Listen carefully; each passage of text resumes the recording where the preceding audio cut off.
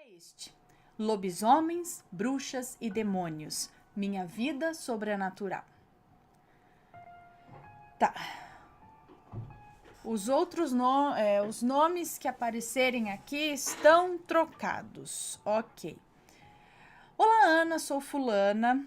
Moro em São Roque, no interior de São Paulo.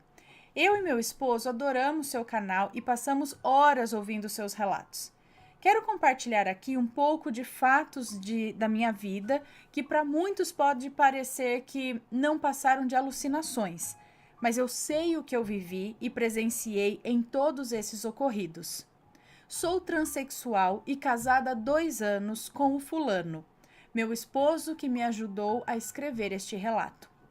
Na verdade, esse relato faz parte da minha biografia, que publicamos, e estarei enviando um exemplar para você. Muito obrigada. Acredito que a verdade é de quem a vive. Aos outros resta o olhar, o pensar, o desconfiar, o questionar, o entender ou não e, por fim, o aceitar. Talvez, né, ou não. Bem, vamos ao relato, ou aos relatos. Esse é um relato longo, tá? Além do que, esse é um título aqui, além do que olhos veem. Minha vida nunca foi baseada apenas naquilo que os meus olhos podiam ver, ou no que minhas mãos pudessem tocar. Sempre fui alma, espírito, e o sobrenatural foi se tornando cada vez mais natural para mim. Muitas vezes, sem entender direito, com medos e incertezas, minha espiritualidade vaga por diversos caminhos e vai se moldando de forma que eu consiga enxergar que tudo que nos cerca tem sua magia, tem seus segredos ocultos, tem seus encantamentos. Deus e fé sempre estiveram presentes em minha vida. Em minha infância, a pequena oração ensinada pela minha mãe: com Deus eu me deito, com Deus me levanto, com a graça de Deus e o Divino Espírito Santo. Era uma primeira referência à importância do espiritual, de um casal com Deus pedindo sua proteção, de um canal com Deus pedindo sua proteção. Ainda que na época não fizesse ideia disso tudo, né? Era um verso decorado que eu repetia antes de dormir e que falava em Deus, um ser sagrado e capaz de fazer com que meu sono fosse tranquilo. Se não rezasse antes de dormir, teria pesadelos, não conseguiria dormir.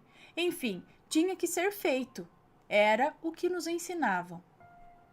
Lembro-me de ser levado às benzedeiras quando estava doente, quando tinha os ataques epiléticos e de ter que tomar muita coisa estranha. Uns remédios caseiros de gosto tão ruins que não faço nem ideia do que tinha ali. Tive também algumas passagens por igrejas evangélicas na infância, mas sempre achei tudo muito estranho. Na verdade, a igreja nunca foi um lugar onde me senti à vontade, mesmo quando criança. Talvez porque eu já estava predestinada a ser direcionada para uma outra visão do mundo espiritual, outras filosofias de vida, outros conhecimentos. Eu ainda era bem pequeno quando tive minha primeira experiência real com o mundo sobrenatural.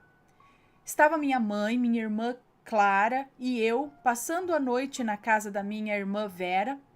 Recordo-me que o lugar era como um grande galpão. De repente aparece em minha frente um homem barbudo, vestindo um macacão azul, todo sujo de tinta, com um boné, subindo em uma escada encostada na parede. Subia e me olhava, nada falava. Ele sabia o que estava vendo. Era um espírito. Ou eu sabia o que estava vendo, não sei. Era um espírito. Ou ele sabia o que estava vendo, não sei. Era um espírito. Fiquei apavorado e cobri a minha cabeça. Minha mãe estava acordada, mas nada viu. Nunca comentei com ela e nem com ninguém da minha família. Imagine uma criança contando tudo o que viu sem saber ela mesma do que se tratava. E ainda mais com todo o medo que sentiu, né? Ainda mais com todo o medo que sentiu. No mínimo, não me dariam crédito. Diriam que eu havia sonhado ou, pior, imaginado. Seria ridicularizado, com certeza. Esta seria apenas a primeira das muitas vezes que teria estranhas visões e ouviria vozes, muitas vozes, fazendo com que eu pensasse estar perdendo a minha lucidez. Demorou algum tempo até eu passar por outras experiências como aquela, mas quando retornou, se tornaria uma rotina em minha vida. Frequentemente acordava com espíritos ao redor da minha cama, dos mais variados tipos. Muitas vezes eram demônios mesmo. Era muito difícil entender o que cada um queria falar, pois falavam ao mesmo tempo, brigavam para poder falar. Era um verdadeiro tormento. Mas havia algo ainda mais bizarro que acontecia comigo e que ainda hoje é algo bastante difícil de explicar. Houve algumas ocasiões em que, ao acordar pela manhã ou até mesmo no meio da madrugada, levava um susto ao me ver com as roupas sujas de terra e sangue, às vezes até rasgadas. Em meu corpo, um grande cansaço e muita dor, como se tivesse caminhado ou corrido por muito tempo. Eu não entendia nada o que via e minha mãe apenas dizia para mim que um dia eu iria entender tudo aquilo. Era algo realmente assustador. Já não bastasse eu me sentir tão diferente em relação a tantas coisas, as pessoas, me esquivar de muitas situações e lugares, ainda havia esse mistério que me perseguia. Só muito tempo depois eu começaria a entender tudo aquilo. Aos 15 anos de idade, eu morava com a minha família em um sítio, em Mairinque, onde coisas muito estranhas aconteciam. Barulhos incômodos em que não havia ninguém, objetos que caíam da mesa, dos armários e umas bolas de luz azuis que surgiam do nada, como raios que assustavam a todos de casa. Era um lugar muito estranho e amedrontador.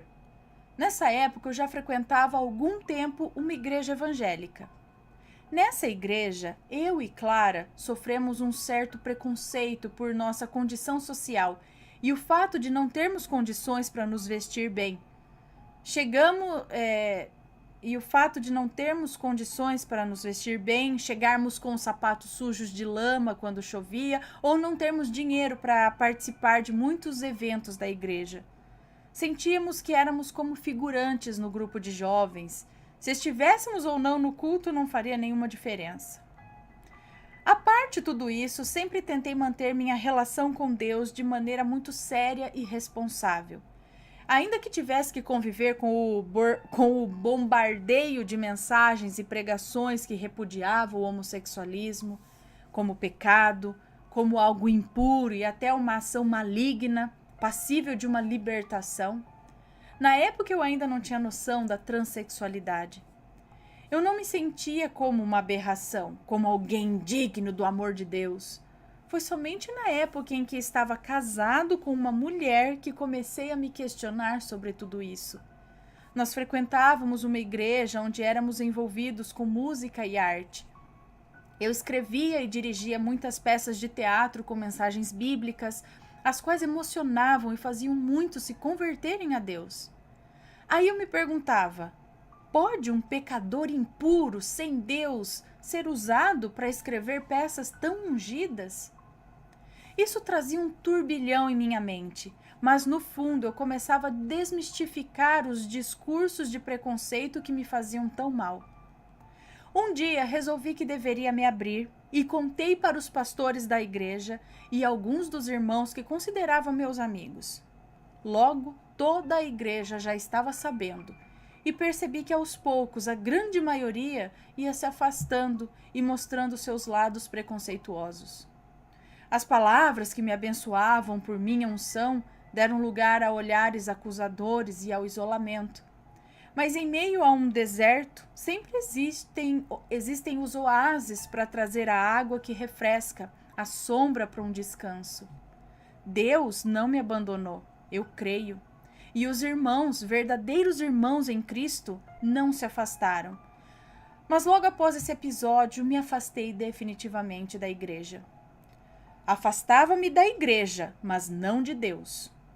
Em meu coração, eu não era uma pessoa indigna. Minha sexualidade não fazia de mim um mau caráter, que não teria outro caminho a não ser o fogo do inferno. Meu inferno eu viveria depois, aqui mesmo, em vida, na terra. Além do que os olhos veem, 2. As bruxas existem. Sempre fui uma bruxa. Sim, a bruxaria está presente em minha história há muito tempo. Não sei dizer nada sobre minha ancestralidade, qual o tipo de envolvimento que gerações anteriores de minha família tinham ou não com algum tipo de magia, feitiço ou algo do gênero. Uma lembrança antiga que guardo é de minha mãe nos contando que meu pai, quando queria se esconder de alguém, ele falava algumas palavras, como uma conjuração, e se transformava, entre aspas, em um outro ser que estivesse próximo, como uma planta ou mesmo um cupinzeiro. Ele se camuflava. Como isso já faz tanto tempo, é difícil dizer se a minha mãe dizia isso apenas como uma história para nos distrair ou se ela nos revelava algo de mistério de nossa família. Eu creio que isso tudo realmente era verdade. Pai Zé tinha seus mistérios. Dizia não gostar de macumbeiros, crentes, porém sabia fazer suas rezas, suas magias. Não sei como chamar. Sabia como acalmar uma criança com crise de choro, pronunciando algumas palavras inaudíveis aos nossos ouvidos, mas que funcionavam. E isso é só um exemplo.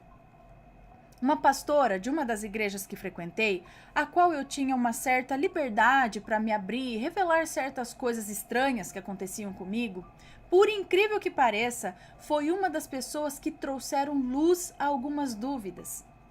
Eu comentei com ela a respeito de sonhos estranhos e visões que eu frequentemente tinha. Eu achava que estava morrendo porque eu sentia meu espírito deixando meu corpo e vagando por outros lugares. Descobri que isso era chamado de projeção astral, e muitos chamam de desdobramento. Ela me orientou que isso não era um sintoma de morte, mas sim que eu vinha de uma linhagem de bruxos, pois só eles conseguem fazer essa magia. O fato de sempre me sentir estranho... A pastora disse isso? O fato de sempre me sentir estranho a tudo ao meu redor, a peça do quebra-cabeça que não se encaixa, como já disse, sempre me fez ir em busca de explicações para as coisas misteriosas que aconteciam comigo. Eu acordar todo sujo de terra e sangue em minha adolescência, como já relatei, minhas projeções, visões, vozes, enfim, todas essas coisas sobrenaturais que me acompanhavam e desafiavam a minha capacidade de me manter lúcido.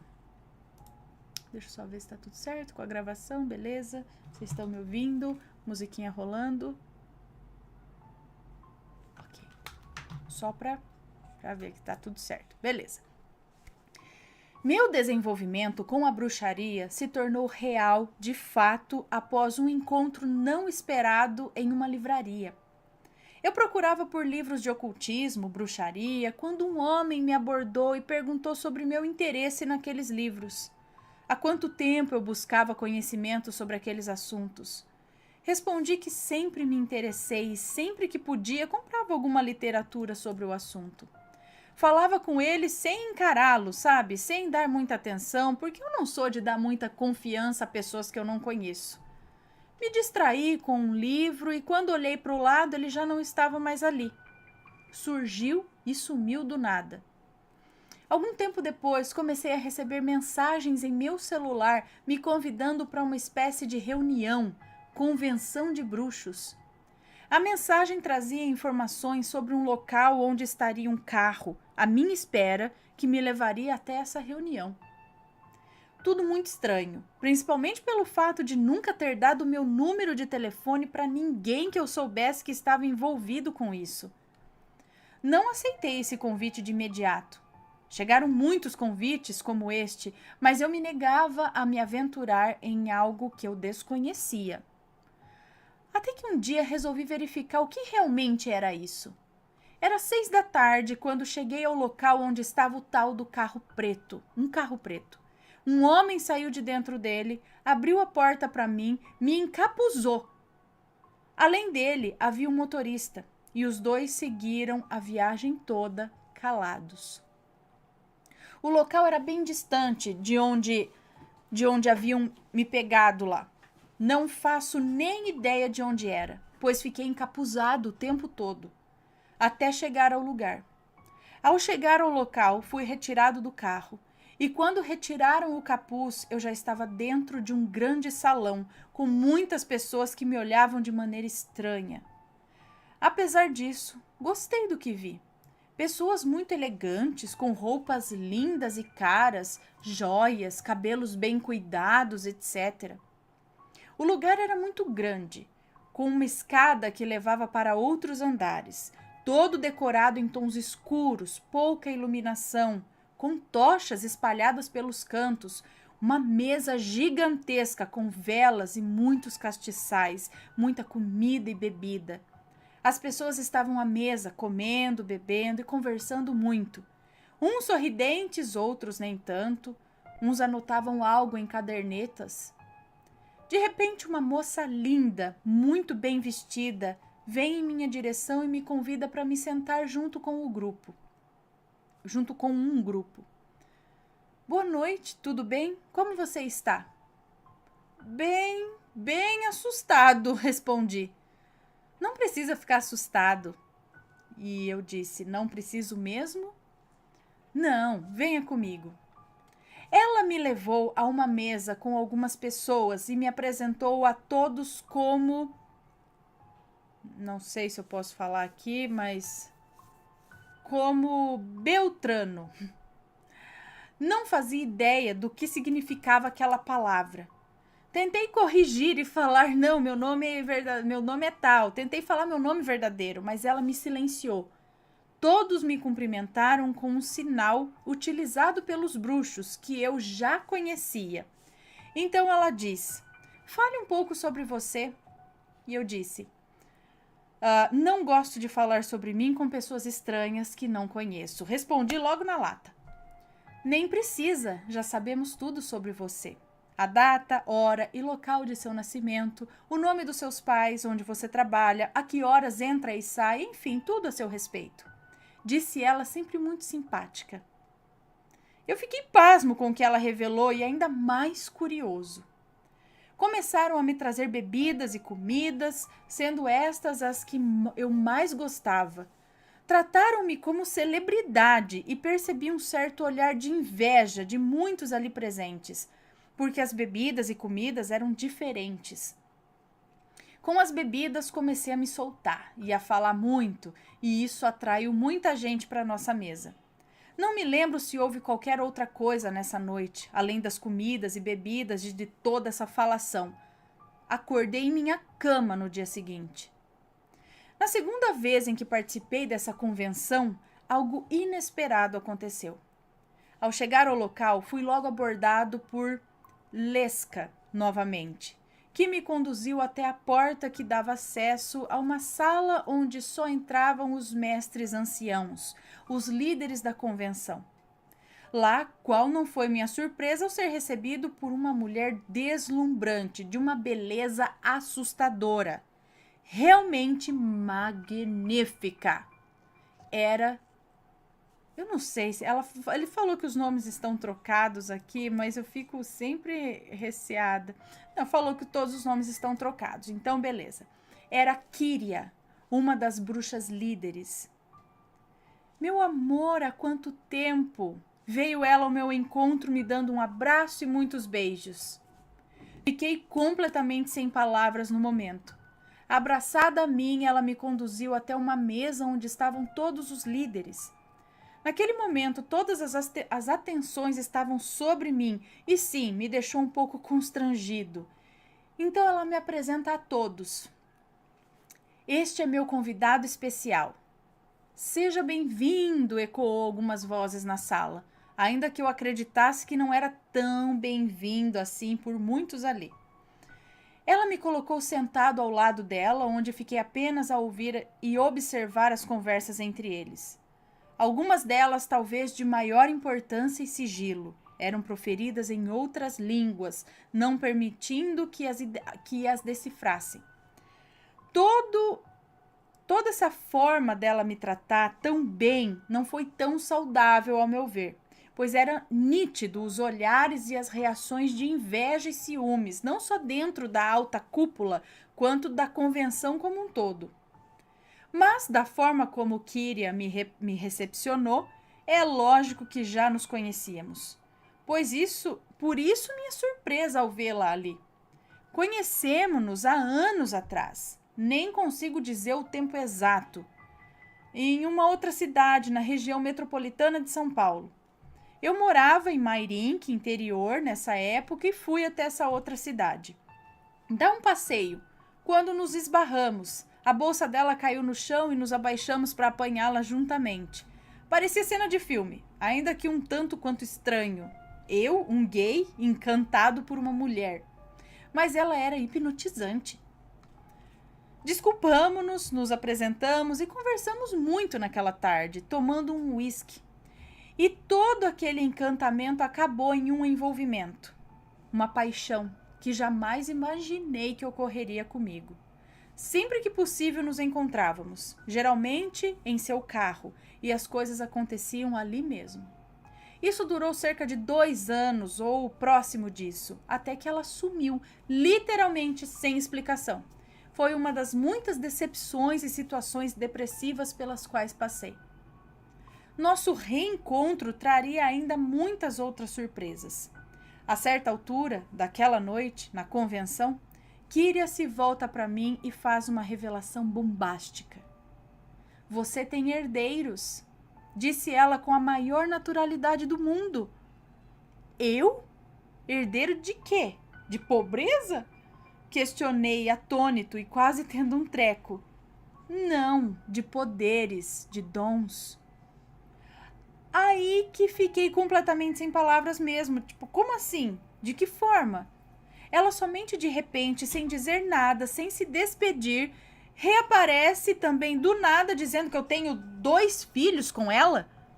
Meus pensamentos eram um turbilhão de perguntas sem respostas. A sensação era que a minha cabeça ia explodir. Eu não me lembro de tê-la visto grávida enquanto nos encontrávamos, e a única explicação que encontraria depois, pensando muito sobre tudo isso, seria uma só: magia. Ela me mostra fotos dos 2. Kenzo, um belo rapaz, e Paloma, uma linda garota. Era algo inacreditável e ao mesmo tempo incrível. Eu só viria a conhecê-los algum tempo depois. Conheci Paloma primeiramente quando tinha 17 anos. Foi algo emocionante. Ela vivia com um casal de bruxos. Kenzo conheci posteriormente. Ele tinha 19 anos. Era cuidado por um outro homem, só que não bruxo. Já sabiam tudo sobre mim, por isso não houve muitos questionamentos sobre quem eu era, o que eu fazia. Era comum para os membros da convenção deixar seus filhos serem criados por outros casais de bruxos, principalmente os líderes. Era uma forma de proteção deixá-los ocultos. Meu contato com eles passou a ser algo mais sobrenatural. Quando precisavam de mim, eu ia ao encontro deles. Ia até eles transformado em um lobisomem. Esse era o mistério que a minha mãe disse que entenderia um dia. Apenas pequenos flashes ficavam em minha mente sobre esses encontros, mas eles relatavam todos os ocorridos a outras pessoas com as quais convivia, que me contavam depois. Mantive esses contatos por muito tempo, mesmo eles vivendo períodos aqui no Brasil e períodos na Itália. A vida deles sempre foi muito sigilosa, se mantinham bastante ocultos socialmente. Porque Kyria, assim como os protetores de Kenzo e Paloma, vem de uma linhagem italiana ligada a uma máfia. Conheci muita gente nessas convenções, fiz muitas amizades. Lembro-me de ter conhecido um senhorzinho de uma certa idade, muito simpático, mas também muito menosprezado ali. Sadraque era o nome dele. Falavam até para eu não ter tanta proximidade com ele, sem uma explicação plausível para isso. Na verdade, comecei uma grande amizade com ele, que sempre foi muito atencioso comigo e me ensinou muitas coisas, muitos feitiços. Percebia que éramos observados o tempo todo, inclusive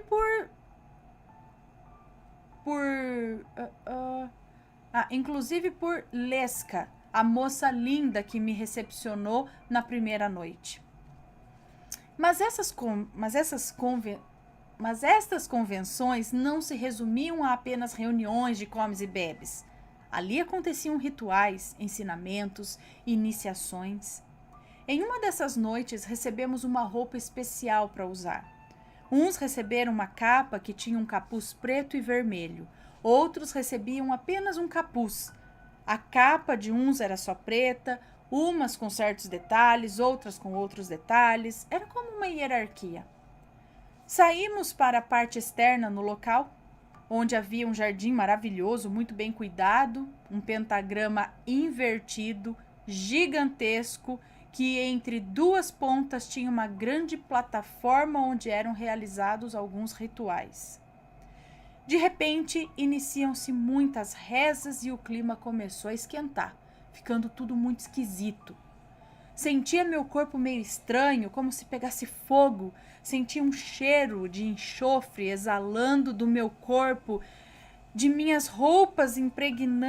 exalando de minhas roupas, impregnando todo o ar. Havia tomado muito destilado naquela noite, mas me lembro de muito bem da hora em que todos começaram a retirar suas capas, suas roupas, e começaram a se envolver uns com os outros. Homens, mulheres, sem qualquer preconceito. Tudo aquilo me assustou de imediato. Agora, susto maior foi o que eu vi a seguir. Do meio daquele pentagrama emergiam seres sobrenaturais, demônios que se materializavam em forma humana e tomavam parte da orgia. Além deles, olho e vejo que alguns dos participantes já não são mais eles mesmos. São lobisomens que se envolvem também em toda aquela orgia que se tornava cada vez mais louca. Todo esse ritual durou a noite toda e, como das outras vezes, eu acordei em casa. Como este, houve muitos outros rituais. Após algum tempo, arrumei um trampo e deixei de participar dos encontros, porque estes duravam uma noite toda e eu tinha que sair de madrugada para trabalhar. O período em que participei desses encontros ainda frequentava a igreja, e isso causava um certo conflito interior. Estar num lugar que se contrapõe a outro, que condena o outro, era como se eu vivesse a luta entre o céu e o inferno, entre o bem e o mal. Mas o que era o bem e o que era o mal? Qual discurso era o verdadeiro? A igreja era o céu? A bruxaria o inferno? Acabava por me sentir culpado por estar vivendo daquela forma tão antagônica. A igreja que pregava o amor de Deus virou as costas para mim ao saber da minha homossexualidade. A bruxaria, ao contrário, sabia que minha alma era feminina e me tratavam como tal. Até o nome que me deram era unissex. Na igreja eu sentia o poder de Deus fluindo através do meu canto e ao criar e atuar em minhas peças, Entre os bruxos eu desenvolvia meus dons. Ouvia os pensamentos dos outros sem querer, porque ainda não sabia controlar, mas aos poucos fui aprendendo a controlar esse dom. Podia fazer alguém passar mal e vomitar sangue com um simples olhar concentrado num chakra sensível da pessoa.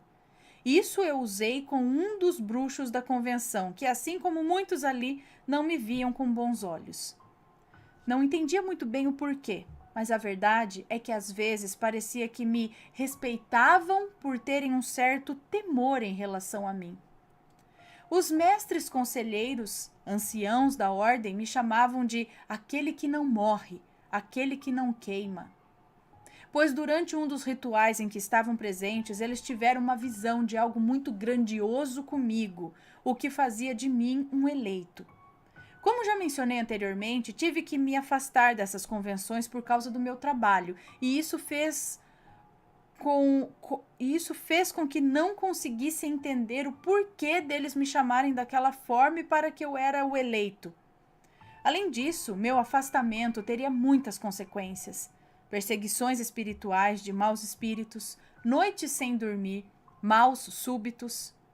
Em um desses episódios, passei mal na igreja. Perdi a consciência e fui levado para o pronto-socorro por minha irmã e pelo meu cunhado. Ao chegar em frente ao pronto-socorro, acabou toda a energia elétrica do bairro, como se não fosse para eu ser socorrido. Fui levado para o hospital de uma cidade próxima. Quando recobrei a consciência, estava deitado numa maca, onde fiquei durante algum tempo até me darem alta, sem saber, é claro, o que havia acontecido comigo. Em outras ocasiões, eu passei por possessões demoníacas, as quais judiavam muito de mim, como a vez em que tiveram que me tirar da igreja, devido o avançado da hora e me levarem para a casa de um dos irmãos. Lá me contaram depois que o demônio que me possuía começou a revelar segredos de todos os presentes, o que causou muitos constrangimentos. Essas perseguições demorariam muito a me deixar em paz, ou pelo menos não acontecerem com tanta frequência. Mas com o cessar destas, meus dons também me abandonariam aos poucos. Apaixonar-se por alguém seria o fim de toda a magia, ou talvez apenas o bloqueio. Outras experiências. Passei por situações muito difíceis depois que me afastei do coven dos bruxos. Me envolvi num relacionamento abusivo que quase me matou e acabou me jogando em um manicômio, com a ajuda de parte da minha família. Tive que ameaçá-los, dizendo que eu fugiria de lá para que me tirassem daquele inferno. Até nas ruas eu vivi por um tempo. Vivi na casa de 2 irmãs minhas por pouco tempo, mas como nossa relação era muito conturbada, principalmente por causa da minha homossexualidade e o fato de eu não querer voltar para a igreja, arrumaram um lugar para eu ficar. Era uma casa de recuperação de dependentes químicos, que era dirigida pelo meu cunhado e minha irmã o ajudava. Também não foram tempos fáceis, porque me tratavam como um interno, com as mesmas restrições, e eu ainda ajudava nas tarefas diárias. O pior era quererem que eu obrigatoriamente frequentasse os cultos matinais e ainda que eu entregasse o meu celular, mas eu me recusei. E lembrava a eles o tempo todo que eu não era um interno, não era dependente químico. Eu só estava ali porque minha família não me queria em suas casas e para eu não ficar na rua. Fui eu que cuidei da minha mãe até a sua morte. E depois disso, meus irmãos simplesmente me tratavam como um grande estorvo, um problema. Bem, enquanto ainda estava naquela chácara de recuperação, algo aconteceu. Numa noite em meu quarto, relembrando meus conhecimentos de bruxaria e magia negra, resolvi fazer um ritual de pacto para pedir riqueza e me livrar daquela situação. Realizei o ritual e me deitei aguardando o resultado. Como normalmente mal conseguia dormir nesse lugar e estando muito apreensivo para saber se o ritual daria certo, fiquei ali, deitado em minha cama, até que algo estranho aconteceu. De repente, um cheiro estranho de esterco misturado com enxofre inunda o quarto. Ouço passos no corredor em direção ao meu quarto e quando olho para o vão debaixo da porta, vejo pés. Ou melhor, patas. Eram patas como de boi. Entra um ser muito estranho e amedrontador pela porta, como se ela não estivesse trancada. Ele era todo recoberto por um pelo preto, grosso, maltratado, olhos vermelhos como chamas de fogo, todo envolto em uma nuvem de moscas.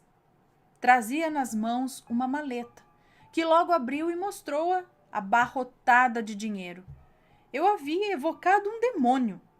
E eu permaneci estático, sem saber se tudo aquilo era real ou uma alucinação. De repente ouvi sua voz tenebrosa e me arrepiei. Aqui está o que você pediu. Aceite e será minha. Farei com você o que eu quiser. Ele já me via como mulher e me fazia uma proposta para ser sua propriedade. Com ele alcançaria o que eu quisesse, mas aquilo tudo me trouxe mais medo do que vislumbre pela riqueza que poderia ter. Diante disso, entrei em pânico e comecei a gritar: não, não, não, não. Com a minha reação, o demônio ficou muito irritado. Ficou irado. Você tem que aceitar. Você pediu e vim para te atender. E ele bradava aquele ser muito irritado, né? Eu só sabia gritar não, não o tempo todo, até que escuto um tumulto de gente chegando, alertados pelos meus gritos desesperados. O demônio some com a chegada deles, sem deixar nenhum vestígio, inclusive o símbolo da evocação desenhado no chão. Nada.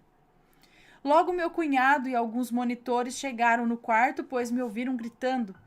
Eu disse que havia tido um pesadelo e eles me acalmaram e me deram um calmante para que eu pudesse dormir.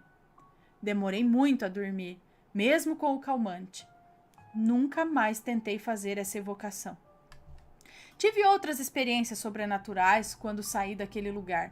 Passou um bom tempo, me mudei várias vezes, voltei para a rua mais uma vez, até que conheci uma pessoa que foi como um anjo em minha vida. Vivemos durante um tempo no interior de Minas Gerais. Nessa pequena cidade rodeada de matas, senti a necessidade de trazer de volta minha natureza e saía nas noites pelas matas, me transformando novamente em lobisomem. Meu amigo com o qual eu morava me contava que me encontrava pelas manhãs na varanda da casa, sujo de sangue, com penas de corujas no chão. Eu tinha apenas flashes na minha mente. Com o tempo e com tudo o que foi acontecendo em minha vida, os remédios controlados que tomei por muito tempo, fui perdendo toda essa magia. Parei com os meus estudos de bruxaria, joguei cartas durante algum tempo, mas também me afastei disso, porque me angustia ver coisas ruins, tristes na vida das pessoas e ter a obrigação de revelar-lhes. Nunca mais tive contato com ninguém do Covém, nem com os meus filhos. Não sei onde estão, ou mesmo se este Covém ainda existe. Tenho vontade de voltar a estudar e praticar minhas magias e talvez o faça, mas gostaria de ter contato com os anciãos para uma orientação, pois na prática da bruxaria tem que se ter muita responsabilidade e ter domínio do que se faz. E esse é o meu relato. Agradeço a atenção e o interesse. E aí, meus amigos assombrados, o que dizem desta história? Fica a critério de vocês. Sim ou não, é verdade, não é? Que pega? Essas coisas existem mesmo, gente. Olha, não duvido não. Ali ele fala de, né, sei lá, que faziam lá, essas coisas, né, gente? Vai saber, virar lobisomem. Gente, eu tô vendo muito relato aqui de gente que vira lobisomem. Será que vira mesmo? Será que eu tenho recebido relatos de lobisomens dos próprios? Vai saber. Interessante. Pessoal, espero que tenham gostado. Um beijão pra vocês e a gente se vê no próximo relato. Deixem suas opiniões aqui e eu sempre peço pra vocês respeito nas opiniões, ok? Se tiver muito respeito aí, tchauzinho, tá? Se for abrir a boca pra falar besteira, não precisa, tá? Nem dar o trabalho de mover os seus dedinhos aí no teclado pra escrever besteira, ok? Por favor, comentem.